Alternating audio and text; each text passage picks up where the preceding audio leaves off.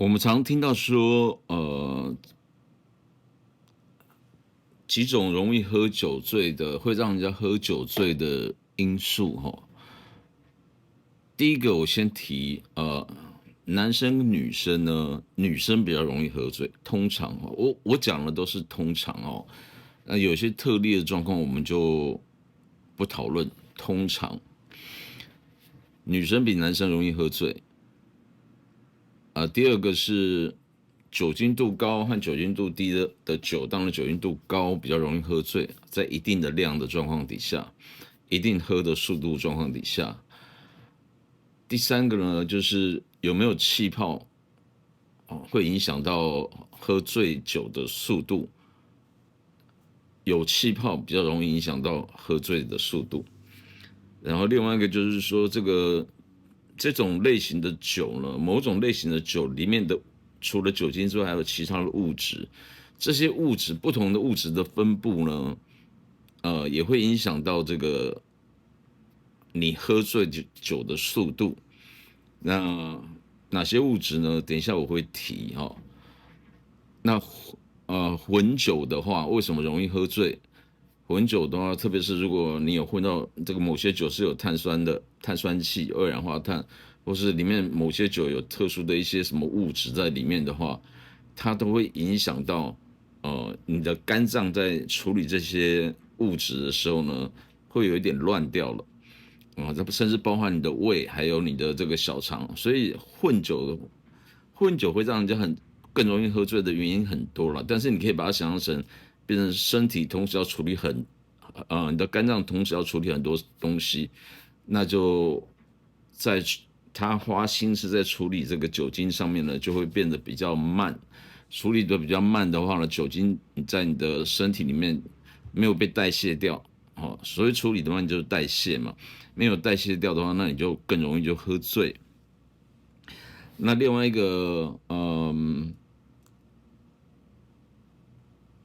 个影响到喝醉的因素，当然就是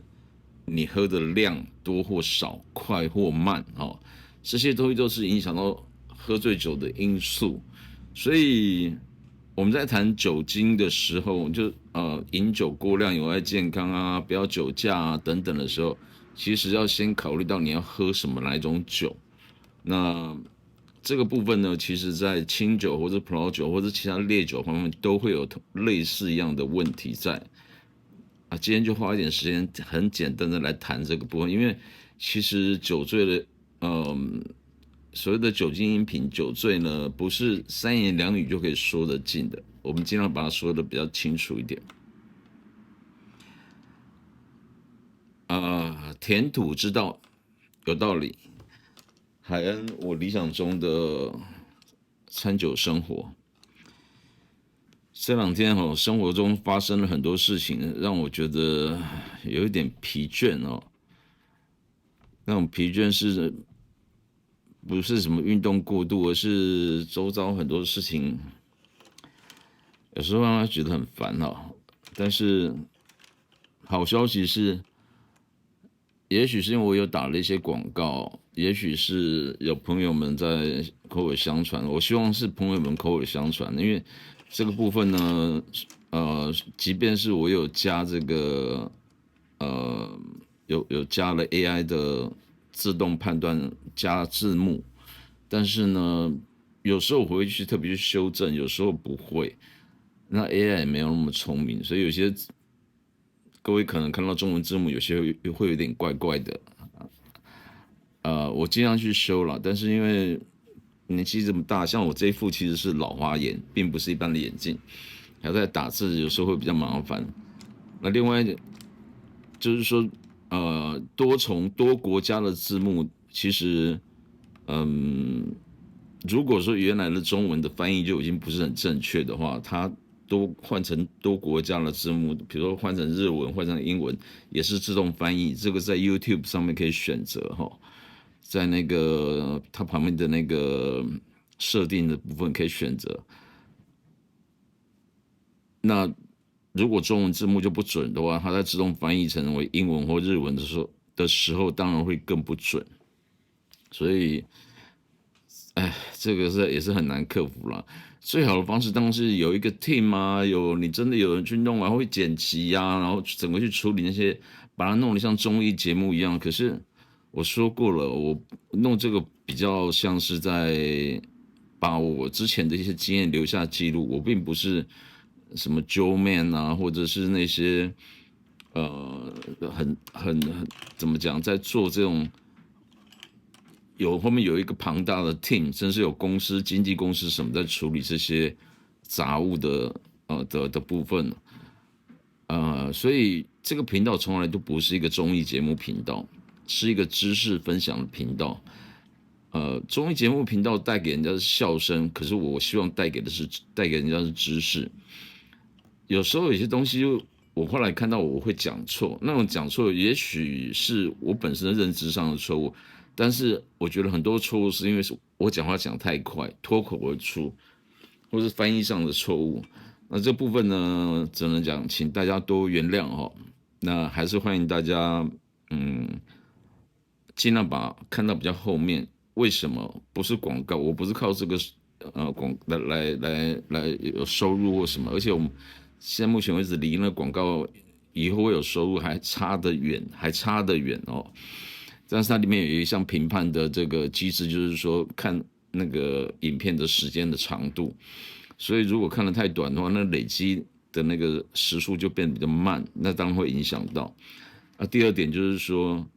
像我前面这边讲了一大堆废话，有些人可能就已经把它转掉了，那你就听不到我要解释我一开始提到的为什么酒醉的因素了。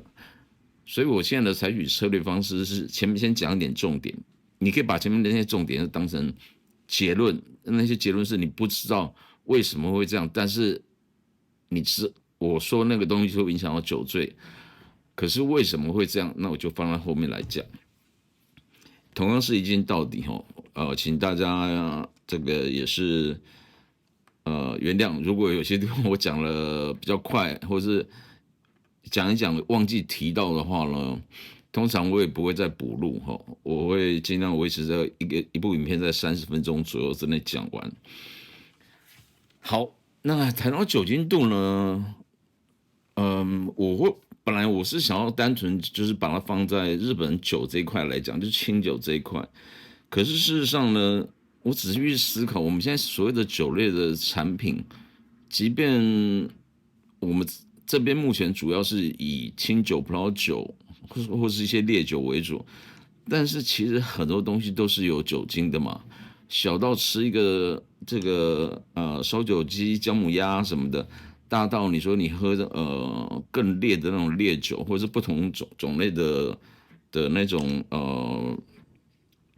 蒸馏酒，比方讲说像兰姆啊、杜松子酒啊，或者甚至 tequila 等等的，这些其实也都会有酒精嘛，都是酒，所以不会只局限在葡萄酒。我们摄取到酒精的这个方式不会只局限在葡萄酒或者清酒哦。那我干脆就一起提。这是题外话了，就是说我在写之前甚至在上课的时候，跟我的之前的一些朋友们，在上课的时候，我会提到日本酒，我通常都讲有4个度，哪4个度呢？第一个就是酒精度，酒精浓度，一般叫什么 ABV 还是什么的，反正你就是酒精度就对了，几度多少多少几度，然后这个酒精度呢是用体积来算的就是说多少的体积的酒精，特别是乙醇，然后在呃这一瓶酒里面呢装满了之后，里面就会有水有酒精，然后这些酒精占这个的体积占整瓶的是多少？那16%就表示说，这一瓶里面体积有16%是酒精，那里面有84%左右呢是水和其他的一些物质。最重要的其实是酒精跟水了，那其他物质虽然会很严重的影响到那个喝起来的味道，但是它们其实占的分量是很小的哈。那酒精度，第二个是在日本酒里面还有日本酒度，日本酒度非常重要哦。这个我一定会，就是我会花一个时间特别解释，因为它影响到清酒的这个搭配食物的方式，甚至影响到酒醉的快与慢哈。然后第三个是酸度酸度的部分呢，其实我之前在葡萄酒里面就前几期有解释葡萄酒跟日本酒的酸度的差异性。我那天早上还没吃饭的时候，我就在录那个，所以我在这边比什么酒石酸啊，这个琥珀酸啊什么的，有些我想要讲的是什么酸，结果这个讲出来的酸是不太一样的。但是我同样我顺便再强调一次，就是说葡萄酒的酸度是以酒石酸跟苹果酸好为主，然后苹果酸当然有些会转化成为乳酸嘛，乳酸发酵嘛，但是基本上就是不脱酒石酸、苹果酸跟乳酸。那以那个清酒的代表的话，就是以琥珀酸、乳酸，还有这个你可以讲说有点醋酸，或者是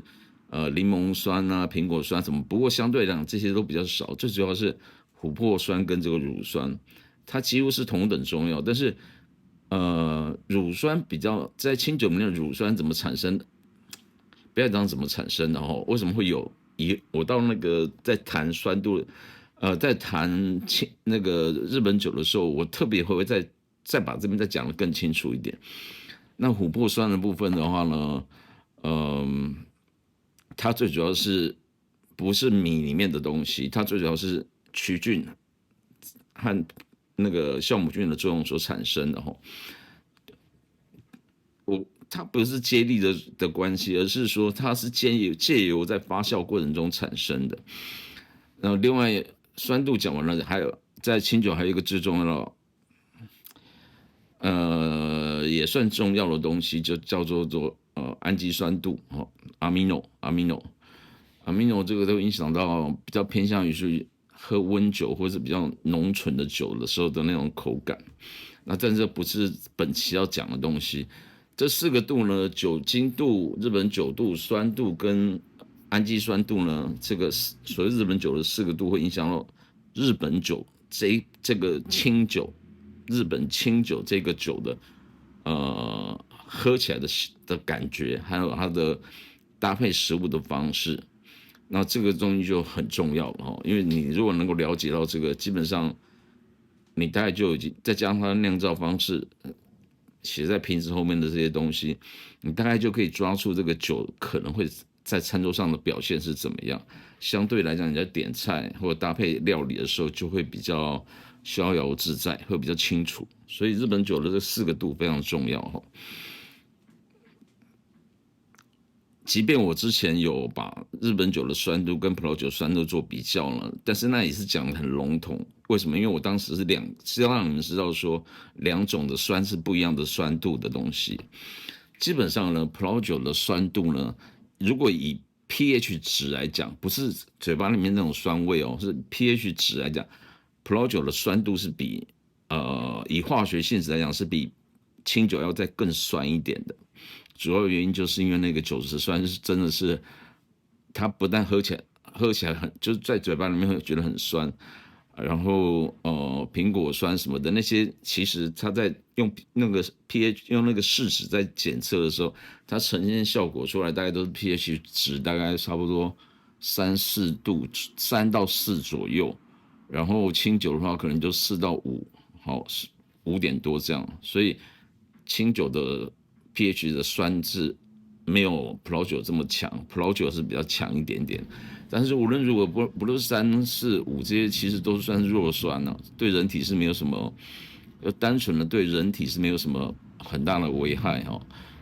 我不能讲没有，我只能讲说，基本上比较危害比较轻。好，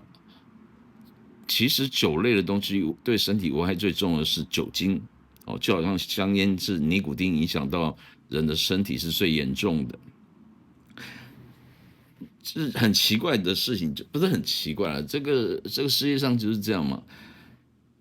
蛇蝎美人，对不对？哦，我们讲这个张无忌吗？张无忌的妈妈跟张无忌讲说，不要相信长得漂亮的女人，蛇蝎美人，对不对？那有没有道理呢？讲这个会引起一番论战，但是我个人是觉得蛮有道理的。好，各位把这个当做这是开玩笑就好哈。酒精，我只是要讲说酒精或尼古丁这些东西会让它带来愉悦，但是其实它也是怎么讲不好的东西嘛，相对来讲比较不好的东西哦。回过头来讲哦，我刚刚提到说影响酒醉的因素里面呢，我们首先要先了解到说为什么会酒醉。第一个，酒精是外来的物质嘛，它跟什么东西都是外来，只要进到嘴巴里面都是外来物质。但是你要知道，这食物我讲食物是包含酒精这些东西哦。经过我们进入人体的顺序是先经过嘴巴嘛，喉咙，然后再到胃，胃这边有一个这叫什么幽门吗？还是什么？我查一下，胃的那个叫什么门啊？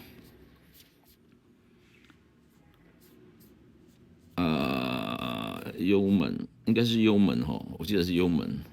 喷门是哪一个？喷门是这个吗？幽门，我查一下哦。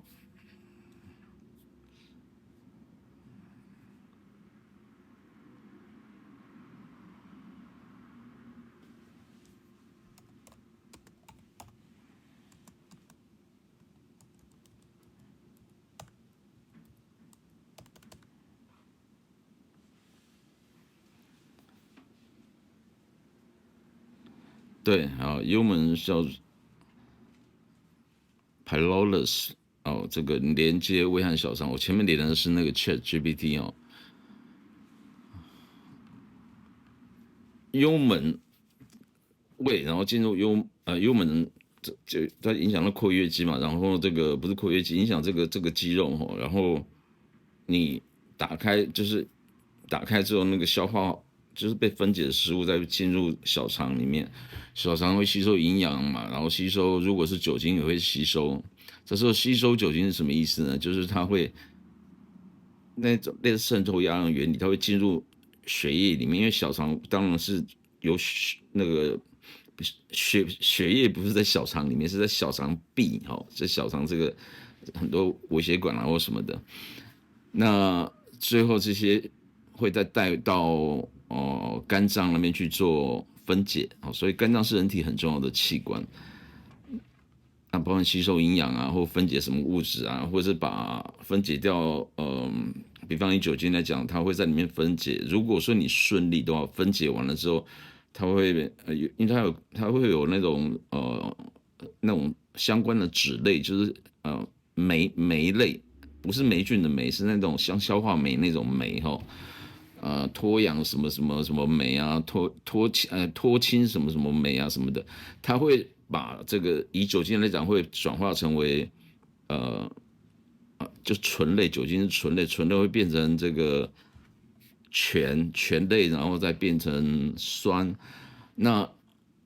这个变成醛类，醛是对酒精和醛，其实乙醇和乙醛其实对人体都是有很大的影响的。乙醛是更容易让人家觉得说对身体会更不好的，那醇类是单纯是让人家觉得说酒精，所以如果你代谢的比较慢的话，很慢变成乙醛，然后乙醛很慢变成酸性物质，然后排出你的身体的话呢，你就更容易感觉到醉，或者是甚至会觉得身体不舒服，身体不舒服的话，那醛类的影响就很大了。大概整体而言是这样子了哈。那20%，其实酒精呢进入不管哪一种类型的酒，在进入嘴巴里面的时候呢，嘴巴这边就因为这边里面也是有血管嘛没有人喝酒这边在嘴巴像漱口一样咕噜咕噜噜这边通常都喝就下去了，所以它在嘴巴里面停留时间是很短的，相对时间是很短的，然后它就会进入你的胃里面，所以嘴巴是会吸收到口腔是会吸收到酒精的一个入口，但是并没有占很重要的的部分，好，除非你没事真的就一直在呜，所以你说那个有些在试葡萄酒或试什么酒，花很长时间在嘴巴里面咕噜咕噜咕噜咕噜，那个其实那样很容易喝，就是加速喝醉的速度哈。虽然说再怎么样也不会，你不可能含一口酒才嘴巴里面含10分钟嘛，所以你顶多差个几秒、10秒、20秒的区别，那也没有说差到这么大了。除非你在试酒场合、试酒地狱哦，一大堆酒让你去试，每一杯你都要这样咕噜咕噜半天的话，那你单纯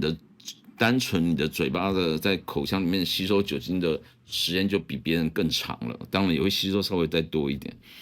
然后进入胃里面呢，酒精在胃里面呢，我们所喝进去的酒精呢，有20%是在胃里面被吸收的。胃是会消化没有错，但是胃也是有血管，所以，胃它会吸收掉20%左右的酒精，80%是在肠道。你看哦，这加起来就小肠哦，这加起来都100%了，所以嘴巴这边其实占的其实是非常非常少的。然后现在重点来了，就是说，胃占了20%，所以如果说它待在胃的时间越多的话，就是你的酒精待在你的胃的时间越多的话，它第一个它更容易被分解掉，因为里面有有胃液嘛，就像盐酸嘛，这样那种还有其他的物质会让这个这个酒精呢进入小肠时间变得比较慢。那这样子的话呢，就是我们刚刚讲幽门这个效果哈。如果说它食物你会胀气啊，你吃的东西胀气会让你比较长那个酒精啊，其他的食物比较长时间是留在胃这边的话，你会醉得比较慢。好，注意哦，会醉得比较慢，并不是不会醉，而是醉得比较慢，而且可能也会醉得比较没有那么的程度没有那么的高。为什么？因为吸收最快的是在小肠的部分，所以如果说你喝进去的酒里面呢，比如说有高酸性的物质，酒石酸啊，或者是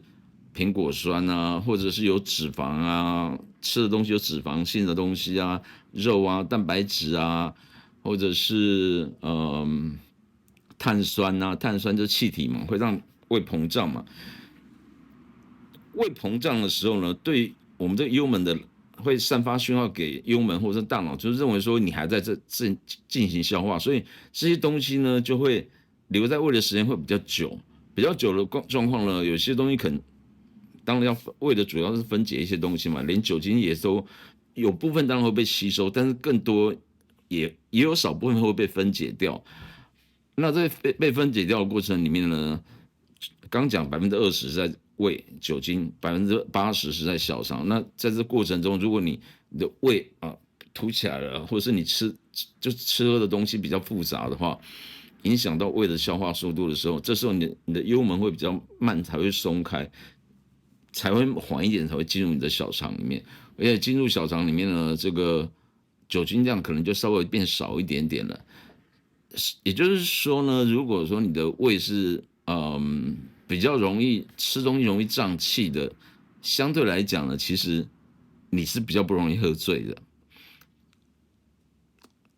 不要抓我语病，我只是讲相对来讲是这样子哈。另外就是说，我们常常也听到有人讲说，你如果怕喝醉的话，在就是在喝酒之前，不要空腹喝酒，不要让这个酒精一下子进到胃里面，然后胃它没有什么经过它，因为它会觉得好像没什么东西嘛，水分，因为我们很快就打开你的酒精，马上就流到你的这个小肠里面了，小肠马上就吸收了，所以空腹喝酒当然容易喝醉。那你如果说喝酒之前先喝一些什么优酪乳、蛋白质啊，吃一点肉啊，吃一点什么cheese 啊这些东西呢，那种东西很难消化，特别是有些乳糖不耐症，像比方讲像我吃这种西餐的料理，特别是有奶油的东西呢，除了味道我不喜欢之外，太浓我不喜欢之外，第二点就是吃进去之后很容易就是胀气，乳糖啊那些它会发酵，胀气会让我觉得肚子鼓鼓的不太舒服，然后都还要解皮带，你知道很麻烦。那相对来讲，所以有些朋友可能对我比较熟，会觉得说我的酒量比较好，比较不容易喝醉，比较不容易喝醉。我想跟胀气或是对乳糖不耐症，可能都以我来讲，可能都有一点关系在。所以吃之前先喝一点东西是好的。那这也顺便解释说，为什么混酒容易喝醉，混合酒容易喝醉，因为我刚刚提到那些酸性的物质啊，或者是什么呃乳酸不是乳酸，就是碳酸啊这些东西呢，其实它都会让呃酸性物质会呃影响到消化的速度，因为酸性比较强的东西呢，对胃来讲，它变成是一个讯号，它会认为说啊，我要花更长的时间去分解，所以它待在胃的时间，简单讲就是，你如果能够某些东西能够让呃这个胃消化的时间更久的话，它越慢到小肠的话，基本上呢，这些物质，包含食物、包含酒精的话呢，它越晚进入小肠，你喝醉速度就越慢，待在这个肚子的时间，胃里面的时间越久，所以像碳酸它会让你膨胀，高酸性的东西，它消化时间会比较久，然后如果你吃的是有肉啊，有那些蛋白质部分消化起来更慢的话，你的酒精就更因为你的胃这个幽门这会打开的比较慢，所以你也更晚进入你的小肠里面。那混酒的话，就是因为，嗯，为什么容易喝醉？是因为混酒每一种酒它都有，比如说葡萄酒跟清酒，或者是一些果实酒，或者烈酒里面都有不一样的东西，它不是只有酒精嘛，还有不一样的东西在。那些不一样的东西在的时候呢，嗯，如果你喝的顺序不对，就是你先喝烈的，再喝不烈的酒的话，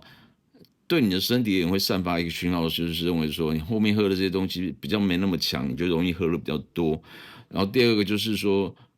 因为这些混酒里面有各种各样的物质，有些物质呢，嗯，在你的胃里面的时候呢，它有些是会让你变慢，有时候就是消化变慢，有些反而会变快的。比方讲像乳酸菌，我们肠道不好好吃乳酸菌嘛，胀气就吃乳酸菌嘛。所以你如果像清酒里面的乳酸或者乳酸菌可能会稍微多一点的话，你可能搞不好会导致你很快这个食物就酒精等就进入你的小肠里面了。就是每一种酒是不一样的啦。那你混酒的过程中呢，这个要谈的话，要谈到很深就有点困难。简单讲就是说，你越多种混合的东西在你的肚子里面的话呢，你的身体节奏就会变乱了。那幽门打开的状况，然后在胃里面消化的状况就会，我只能讲说简单讲就变乱了。我没办法比较说，先喝这个，然后醉得更快，或者喝这个会醉得比较慢，没有办法这样比较。只能讲说混酒的话，对身体的负担变重，然后即便它在胃里面时间可能稍微长一点或怎么样，可是你进入小肠之后呢，它一样会被吸收到，包含酒精和其他物质都被进入血液带到肝脏里面要做代谢嘛。那你代谢，肠子在代谢，不是肠子，那个肝脏在代谢酒精呢，它是有一定的速度的。好，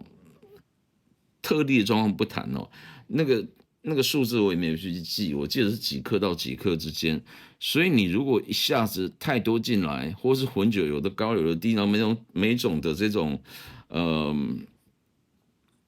来的时间可能不一样的话，你的肝脏一下子没办法承受这么多的量的时候呢，很多酒精就是还没有代谢完，它可能就继续留在你的这个血液里面。又到大脑到哪里去？你身体里面所谓的血液中的血液中的含酒精量就会比较高。这个有一个专有名词叫做blood 是血的意思嘛？blood alcohol concentration BAC 这种东西，就是一般警察在量测你这个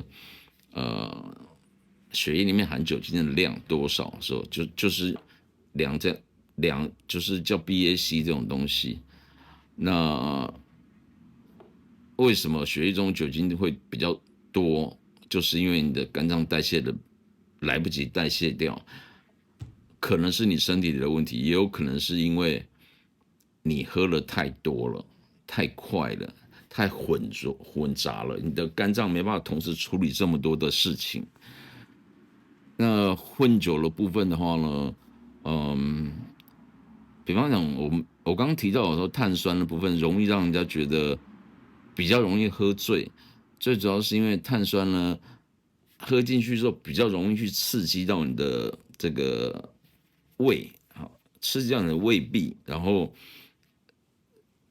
你的那幽门很快就会比较容易就打开，然后酒精就下去了。那这个部分的话呢，当然跟喝的速度是有关的啦。你如果说你真的一下子喝了一大桶的啤酒或者什么一大堆的香槟的话，你可能肚子很胀的时候，这时候我想说肚子很胀了，其实会影响到这个它从胃进入小肠的速度嘛。那怎么讲呢？那你说那这样就不是醉的比较慢吗？是没有错，但是如果说它一旦毕竟是水和气体的和酒精的东西，那一旦打开，那一下大量进入你的小肠的时候，马上透过血液的作用到达肝脏，你也来不及去分解，所以混酒比较不好。那喝日本酒跟喝清酒跟葡萄酒呢，哪一个比较容易醉？同样的量状况底下，清酒，清酒，清酒，我讲3次哦。因为葡萄酒里面有比较高的酸性物质，就是我之前提的那些酒石酸啊、苹果酸这些比较多，这些对胃来讲是属于比较难以消化的东西，所以还有包含单宁，单宁也很重要，单宁这些东西会让胃这些包含酒精就葡萄酒了，会让它待在胃的时间会比较久。但是胃的时间比较久呢，它就比较缓才会进入你的那个小肠，然后有部分是胃就被分解掉了。而且我们会在喝葡萄酒的时候，通常都会吃肉啊，吃那个蛋白质比较多的东西。喝清酒一般来讲呢，以日本的习惯基本上是酒为主。我们常讲餐酒搭配，其实葡萄酒比较像餐酒搭配，清酒比较像喝酒配菜。那喝酒配菜，所以他们酒放在前面，筷子也放在前面了，横的放在前面了。为什么？因为他们可能是喝完，觉得什么，我再夹一点菜来吃。可是葡萄酒我们是切切牛排吃就喝就这样，那个比较像是餐酒搭配。所以日本酒在讲餐酒搭配的时候，我不是说这样喝酒不好，那是属于比较以酒为主。所以如果日本清酒要做到餐酒搭配，不管烧酎或者是清酒一样，我觉得比较像台式的吃法。台式的吃法就是很多菜啊，然后一面吃一面喝，这样的话，你这个醉的速度会比较慢，相对来讲会比较慢。为什么？因为你的胃里面会同时有很多东西在里面，那消化比较慢的时候呢，这个酒精就比较慢进入你的小肠，而且很多部分可能在胃里面就被分解掉了。当然啦，如果你吃喝的很多的话，特别是喝很多的话，就算有被分解，你大部分的酒精80%是在这边吸收嘛，所以还是会让你醉得很快。所以清酒呢，因为它没有那个不论琥珀酸或者是乳酸，其实乳酸反而容易促进这个你的幽门打开，让酒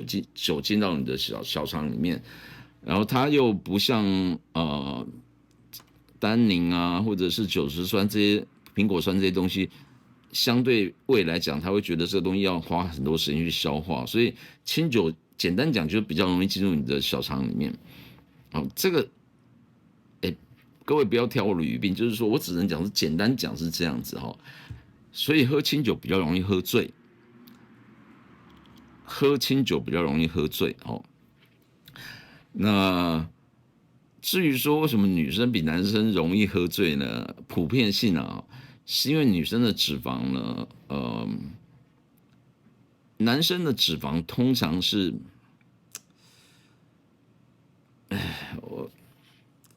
比较多。脂肪其实人体的脂肪是会影响到这个你喝醉酒的这个速度哦。这我是不知道在哪里有看过一篇报道，我记得是这样提的啦。如果我讲错的话，日后我再补充。那我讲说女生比较容易喝醉，是因为女生脂肪，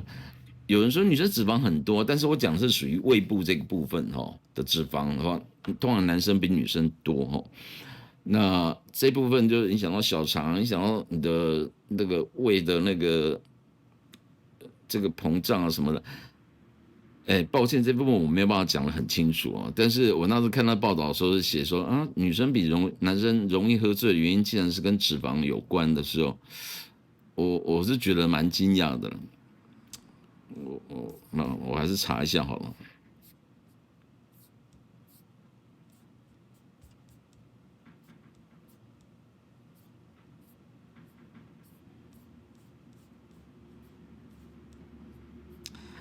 我查 ChatGPT 呢，它有提到说，脂肪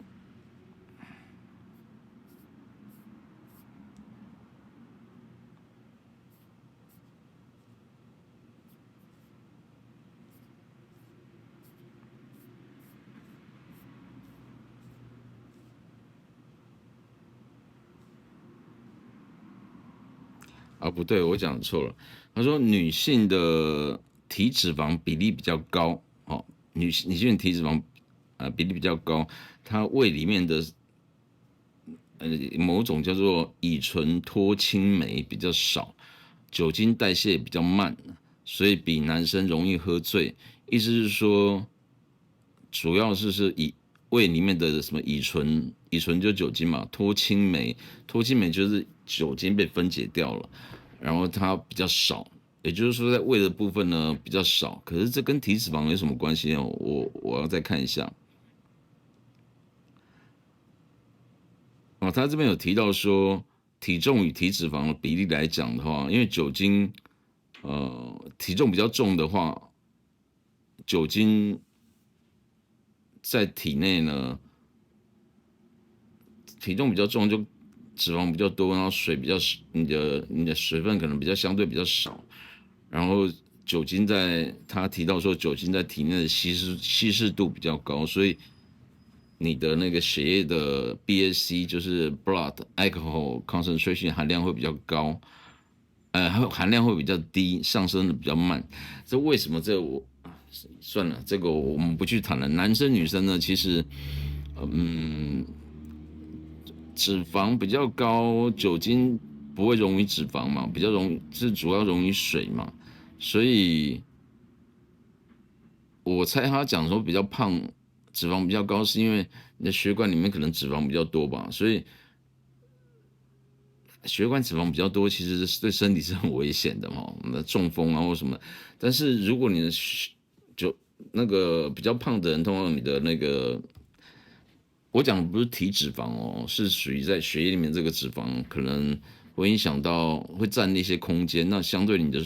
那个水分会比较少然后你的那个酒精就比较多，容易就散在这个你的血管里面，因为它会溶于水，而不是溶于脂肪。那脂肪那个不是肝脏不会去代谢这些东西嘛，所以肝脏所吸收不是吸收所接收到的这个血液里面呢，血液变得比较浓稠，比较浓稠的话，脂肪它不会去管，然后你的那个血液里面的相对来讲，水分里面含有的酒精浓度就比较高。即便你是喝一样浓度的酒，但是呢，你比较胖的话，就体脂肪比较高的话呢，你比较容易喝醉。他的意思是这样子啦至于女性的体脂比较高，可是呢，体脂比较高应该是跟呃血管里面的体脂是没有关系嘛。那女生比较容易喝醉，我想应该她比较强调说在体内的那个胃里面的脱氢乙醇脱氢酶比较少有关系哦。乙醇脱氢你就把它想象成酒精的分解就对了。那你如果比较少的话，会比较多酒精会进入你的小肠的话，比较容易喝醉。可是现实中哦，其实我遇到过了很多酒友，很多女生是很会喝酒的，很多女生很会喝酒，然后喝了之后呢，可能喝的酒量很大，这是我的第一个观察。然后另外一点是，我觉得女生比较有酒胆，那个酒胆就是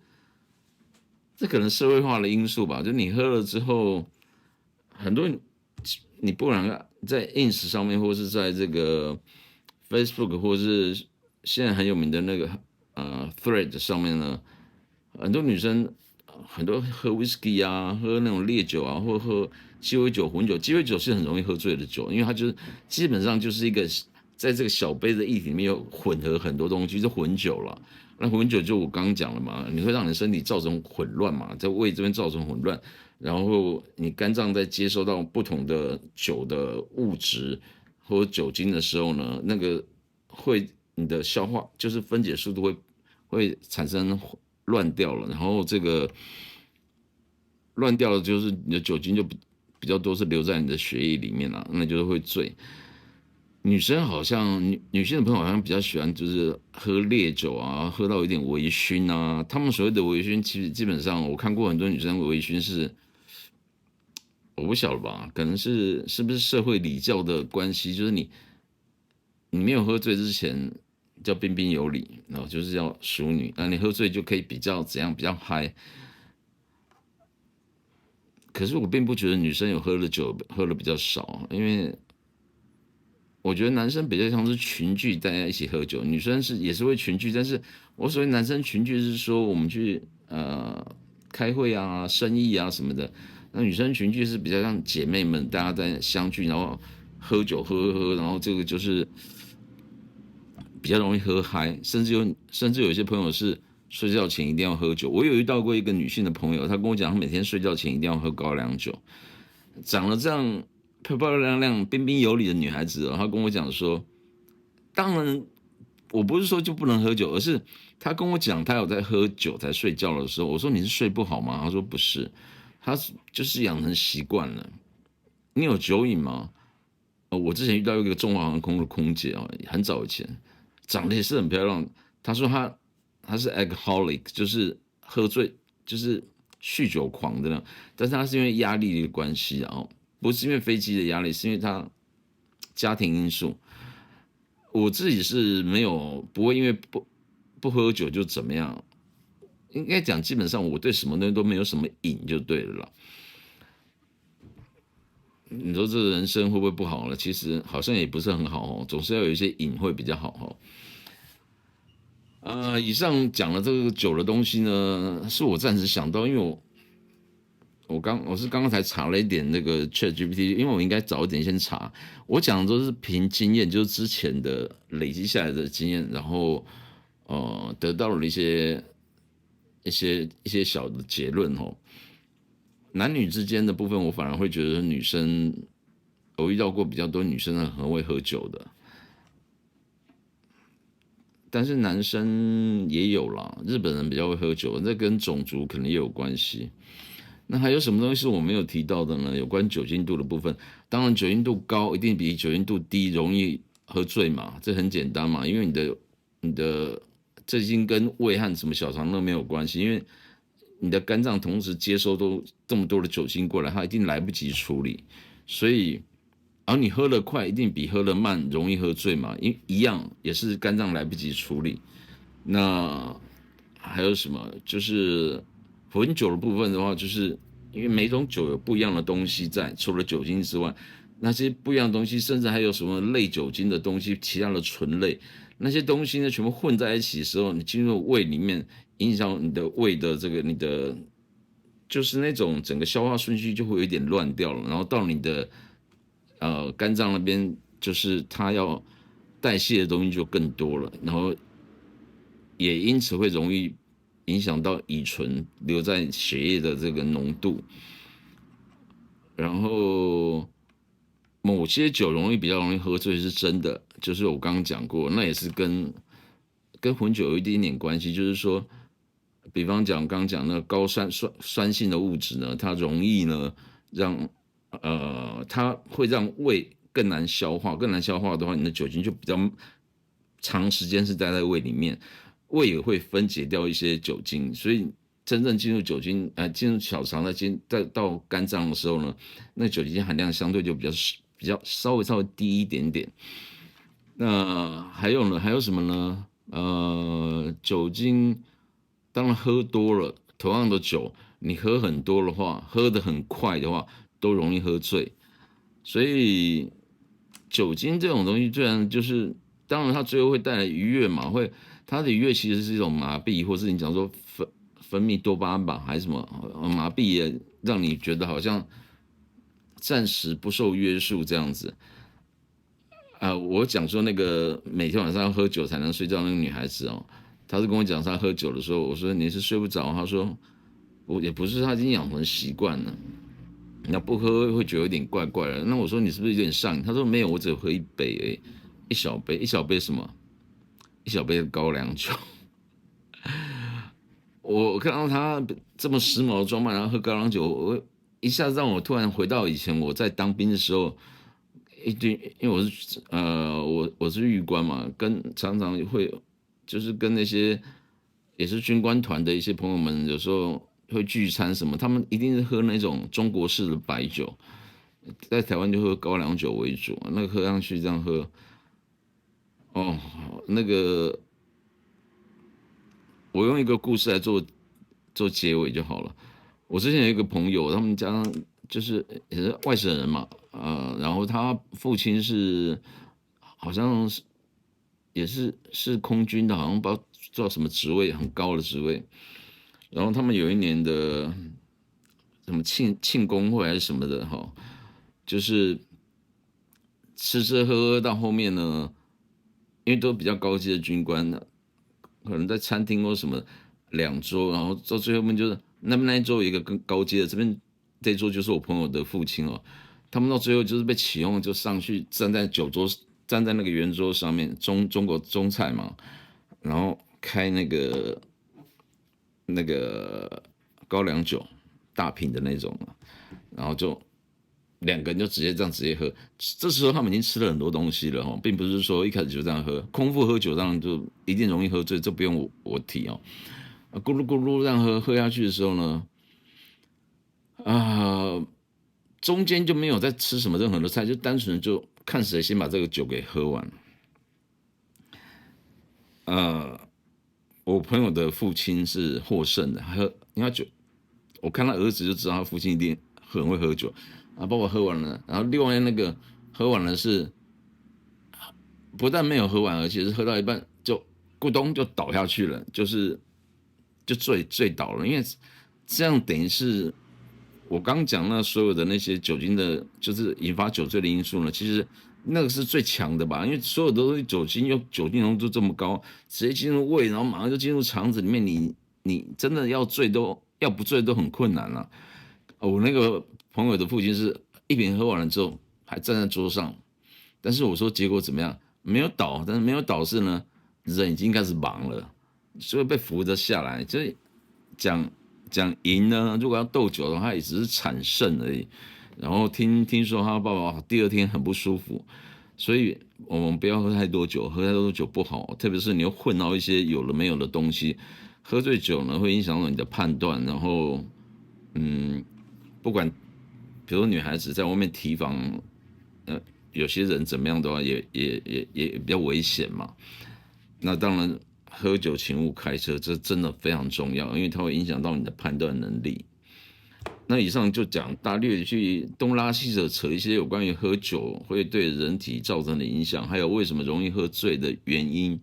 那其实几个点拉里阿扎的讲了，除了说那个女生、男生什么体脂肪那个我比较没有很确定，对吧？但是我查到的结果是这样，女生呢这个体脂肪呢相对来讲呢比较多哦，然后反而造成比较容易喝醉，这一点我实在有点想不懂。但是没关系，各位可以自己再去补充哦，因为我相信有很多女中豪杰是很能够喝酒的。但是无论如何，最后还是再讲一句话，就是说，饮酒过量有害健康哦，也不要喝太多的酒啊。这一期50分钟哦，填土之道有道理，海恩，海恩就是我了哦，这也是一个艺名。我理想中的餐酒生活，我理想中的餐酒生活是微醺就好，或者只是喝到一个你觉得说够了就好。我的到目前为止的人生中，大概只有2、3次喝醉，可能那2、3次喝醉都是被人家灌酒的关系。其中有一次是那时候我代表我那时候有曾经在办个公家机关，然后代表在马英九那个实习，代表不是只有我啦，一群人，然后代表我们那个部门，呃，去北京跟当地的什么信息部的人，反正就是你讲对谈也是对谈呐、但是我们谈的是属于那个各种这种呃，就是属于电子产品的什么类似相关的那种协定的那些东西，不是在谈政治话题的东西。但是即便如此，他们也是会有对口单位，跟我对口单位的是一个女生，长得蛮漂亮的，我都不晓得他们是不是特别安排的，可能对你的底都摸得清清楚楚。女生也对我特别好哦，但是很能够喝酒。后来甚至吃饭的时候，除了她反正会劝酒之外呢，还会再有一些其他人也会来。反正那时候我虽然是团里面年纪比较小的，虽然我那时候也是30几岁，我一直以为我的酒量是很好，我是很好没有错。可是喝那种中国式的白酒，轮番围在一起的时候，他们一个人喝一杯，你是一个人要喝好几杯，然后反正我觉得不管是中国人、台湾人，这喝酒文化都差不多是劝酒嘛，而你酒杯没有喝干，就表示对我不尊重哦，当开玩笑的。然后但是呢，问题是大家的酒杯都一样大，我跟你喝完了一杯，跟他也要喝完一杯，跟他也要喝完一杯，有5个人陪着你喝，你怎么受得了？所以我记得那时候去参加这个会呢，前面都还没问题，哎，好巧不巧，就是我的对口单位那是一个美女嘛，所以商务记的妈妈讲了没有错啊。然后就被关到后面的时候还有其他人过来，后来是我老板来解救我，因为看我一直这边喝，一直这边喝，他知道我的酒量不错，可是看到这么多人一直进来一轮再一轮再一轮再一轮的时候，我也会受不了，我都觉得开始已经有一点这样了。然后我老板看到就跑过来帮我把酒挡掉，因为他职位比较高嘛，其他的人就是因为中国很注重这种谁来我要对谁，他们有这种官场文化哦。那我老板来，他们就我老板说我来帮忙喝，然后他们就没有不敢啦，就是这样，然后就把我拉走，而且我老板把我拉走是直接送我回那个旅馆，就是酒店。为什么？他怕我连走路都走不回去。我说还没问题啊，我说我一面走一面跟他讲，他说你喝的还好吗？我说还好还好，只是真的今天喝的有点过量。然后他说你没有问题吧？我说没有问题，你看我还是自己这样走啊，也不用叫计程车。他说走一走，散发一点酒气也好。然后送我回旅馆的时候，跟那个门房交代说，带我回到我自己的房间，讲完说你没问题哦，我说没问题，他又回去，因为那个是一个应酬的场合嘛，他回去又继续喝，喝完了之后我那一天回到房间里面之后，那时候还比现在瘦很多，穿西装打领带，我穿西装还没有那个型的啦哈，就是然后这个领带解开，我记得我坐在床上，然后下面动作就突然一阵天旋地转，就往后一倒就睡着了。其实酒醉睡着很不好，因为你如果旁边没有人，你如果吐的话梗在喉咙就很危险。可是我那一睡，我记得是10点多回到旅馆嘛，一睡醒过来的时候凌晨3点，而且头痛欲裂啊，真的是。然后这时候洗澡，洗完澡之后觉得更想睡觉，又去睡。然后问题是第二天早上9点还要起来开会，因为那时候去了大概1个礼拜，而且开会就吃饭归吃饭，开会就是啊特殊的国与国的之间的关系哦。反正我的意思是说，就是对等的原则在讲一些东西，而且是讲的是专业性的东西哦，那时候真的很累。我老板是女生哦，年纪比我大啦，但是大我一些，没有大很多。女生呢，那当天完了之后，我第二天早上遇到她的时候，我觉得我身上都还有酒味。结果我遇到她，我看她精神抖擞啊，然后她说你昨天没事吧？我说没，我就跟她讲了一下，然后昨天发生的状况，我说到现在都还有一点不太舒服。她说他们昨天灌酒把你灌得太凶了，我就说对啊，可是你也喝了不少。我说我也喝很多啊，然后我送你回去之后，他们也是同等级，也是会灌我酒啊，但是他可能习惯这种场合，吃完了之后，他说他回去的时候呢，因为前面都在喝酒，回去的时候还肚子有点饿，那时候在北京，他还跑去吃那个旁边的小摊去吃那个羊肉串，我真的是佩服他，真的佩服他。然后回去之后，他就说就正常的就是梳洗之后睡觉，然后早上起来就开会。不会像我这样还一脸有点狼狈的样子，这样喝酒喝太多真的不好。好，这一集就讲到这里为止，讲太多了。关于酒精的部分呢，比较详细的部分，各位去自己上网去查，因为这不是我要讲的重点哦。因为包含葡萄酒或者是清酒的部分呢，我要谈的是葡萄酒的部分，其实我觉得还比较没什么好谈的。那讲产区呢，我不想讲哦。除非是某些特殊型的酒，不然我不太想讲那些东西。那网络上很多人在讲，那个你去听他们的就好。那清酒的部分的话，我可以做个比较。然后那4个度的部分，酒精度的部分我已经也稍微提了。重点要放在那个后面那另外那3个度哦，酸度、氨基酸、酸度、日本酒度、氨基酸度。酸度其实也提了一些啦。那请各位就特别去注意日本酒度的部分，这部分。我还要再回忆一下，然后这部分我会提到一些日本人的做事方式，让大家比较容易理解到什么叫做日本酒度、酸度的意义。我是海恩哦，希望大家这个多支持一下。最近虽然看的人比较多，但是还是看的时间还是比较少，然后帮我多引荐一些朋友进来订阅，至少要订阅嘛，然后让这个 YouTube 会推广，这个演算法会加强推广给更多朋友。然后我现在这个多国语文基本上一定会有中文、日文、英文，然后看状况会再加，可能会加韩文、越南文、西班牙文，或者是葡萄牙文，大概就这几个该涵盖到的部分。就是这样。那这一期，理想中的餐酒生活，不要过度。拜拜。